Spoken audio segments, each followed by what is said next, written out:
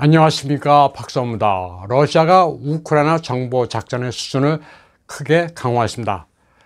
지금까지는 FSB, 연방보안국 5처에서 담당하던 것을 이제부터는 GRU, 군총정보국에 넘겼습니다. GRU는 러시아어로 글라브노에 우프라블리에니 게네랄로브 슈타바 바르존흐실 라시스코이 페데라치, 영어로는 Main Directorate of the General Staff of the Armed Forces of the Russian Federation입니다. 영국 텔레그래프나 이를 인용한 한국 매체들은 러시아가 우크라이나에 비해 정보전에서 밀리고 이 때문에 우크라이나 분쟁에서 패퇴를 거듭했기 때문에 푸틴 대통령이 분노했다는 식으로 엉터리 기사를 쓰고 있습니다. 그리고 발레리 게라시모프 참모총장도 패전을 물어 숙청을 한다느니 하는 이야기들을 떠들고 있습니다. 그런데 이는 사실이 아닙니다. 서구 매체들은 게라시모프 참모총장이 우크라이나 군의 포격에 중상을 입었다는 보도를 했지만 거짓으로 드러난 바 있습니다. 그루의 국장은 푸틴 대통령의 총애를 받는 블라디미르 알락세예프 중장이지만 최고 책임자는 게라시모프 참모총장입니다. FSB와 GRU가 결정적으로 다른 것은 FSB는 정보 수집 기관인데 반해 GRU는 특수전 병력을 보유하고 있다는 점입니다. 요인 암살, 테러범 진압, 주요 시설 점거, 폭파 같은 특수 임무를 수행할 수 있습니다. 독소 전쟁이 발발하고 1년이 안 된 1942년에 GRU의 전신이 생겨나 2차 대전 때는 추축국의 침투에 작전을 벌였습니다. 동시에 영국과 미국의 정보기관이나 과학기술연구소에도 잠입했습니다. 냉전 시대는 서구 세계에 거주하는 고정간첩, 레지덴투라스도 파견했고 전 세계 각종 분쟁에도 개입했습니다. 아프간 전쟁에서는 미군이 반군에게 제공한 스팅어 미사일을 탈취하기도 했습니다. 푸틴 대통령이 정보 작전의 권한을 GRU에 준 것은 군사 정보 강화라는 측면 외에 일반적 특공대가 하기 힘든 고난도의 작전이 벌어질 것을 염두에 둔 조치입니다. 이미 평정된 마리우폴을 비롯해 우크라이나 각지에서 수행해야 할 임무가 많기 때문입니다.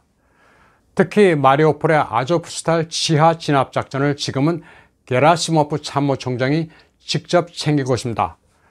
아직도 저항을 하면서 여러 심리전도 벌이고 있는 게 아조프 대대입니다. 여기에 거물이 숨어있기 때문인지 키예프에는 미국, 영국, 독일의 최고위 지도자들이 방문했습니다. 또 젤렌스키 당국은 터키의 에르도안 총리 그리고 바티칸 교황에게까지 도와달라는 호소를 한 바 있습니다. 우크라이나 전역에 산재되어 있는 생물무기 실험실에 대한 추가 증거 장악 등 초고난도의 임무가 남아 있습니다. 러시아는 우크라이나 점령지에 대한 시료 지배를 강화하고 있습니다. 도네츠크 인민공화국과 함께 TV, 라디오 방송 신호를 정비하고 인터넷을 정상화시키고 있습니다. 그리고 러시아 본토의 방송 프로그램을 그대로 송출하기 시작했습니다. 돈바스 지역의 모바일폰도 러시아 표준에 맞추고 있습니다. 모바일폰의 국제전화번호도 우크라이나에서 러시아로 통일했습니다.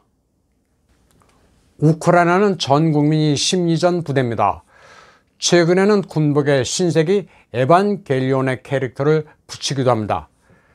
병사들이 러시아에 대항하는 정의의 사도라는 인식을 전파하기 위해서라고 합니다. 그런가 하면 젤렌스키가 입고 있는 셔츠의 어깨에도 특이한 문장이 있습니다. 우크라이나의 국장인 노란색 삼지창에 뭔가 그려져 있습니다. 여기에는 스타워즈에 등장하는 우주전투기 X윙이 그려져 있습니다. 하다하다 별짓을 다합니다. 한편 젤렌스키는 우크라이나의 비축 식량을 폴란드로 빼돌리고 있다고 전 우크라이나 의원 일리아 키바를 인용해 신화통신이 5월 13일 보도했습니다. 보안 요원들을 동원해 1차분 1만 톤을 밤새 폴란드로 실어 보냈다고 전했습니다. 우크라이나의 전략 비축 물자를 팔아먹는 겁니다. 우크라이나는 국제사회를 향해 러시아가 흑해 항구를 봉쇄하는 바람에 2천만 톤의 곡물 수출길이 막혔으니 러시아에 압력을 가해달라고 호소했습니다. 이런 상황에서 젤렌스키는 국민들이 먹을 식량을 빼돌리고 있는 겁니다. 한편 폭스뉴스의 터커 칼슨은 중공 상하이의 봉쇄 과정에서 어린아이를 부모 품에서 빼앗아 강제 격리를 하는 끔찍한 일이 벌어졌는데, 더 끔찍한 것은 미국 보건당국이 이에 대해 잘했다는 반응을 보였다면서 개탄했습니다. 미국이라고 그런 일이 발생하지 않는다고 장담할 수 있겠냐면서 중공에서 태어나 미국으로 건너와 공화당 소속으로 뉴햄프셔 하원 의원에 도전하고 있는 릴리 탕이란 중국계 여성을 소개했습니다.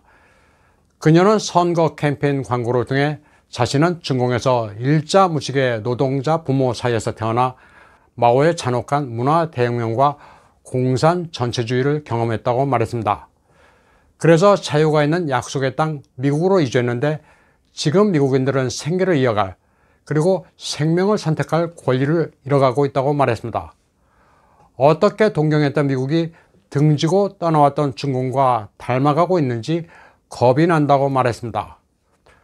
터커 칼슨은 그녀의 선거 광고를 보더니 미국민들에게 해줄 말이 있을 것 같다고 운을 뗐습니다. 릴리 탕은 자유와 번영, 아메리칸 드림을 이루려 왔는데, 그 꿈은 이제 자신의 자녀 세대에게는 해당되지 않을 것 같다면서 지금까지 34년을 미국에서 살아왔지만 지금이 최악이라고 말했습니다. 미국에서 테러리즘과 사람들의 권리를 말살하고 옳은 의견을 억누르는 행태를 목도하고 있다고 말했습니다. 지금 미국의 학교에서 발생하는 일들을 보면 자신이 중공 문역 때 봤던 것을 연상시킨다고도 했습니다. 그녀는 미국 정부가 중공에 대해 비판조차 하지 않는 것을 보면 공포스럽다고 말했습니다. 그리고 미국 정부도 그들의 전술을 배우고 있는 것 같다고도 말했습니다.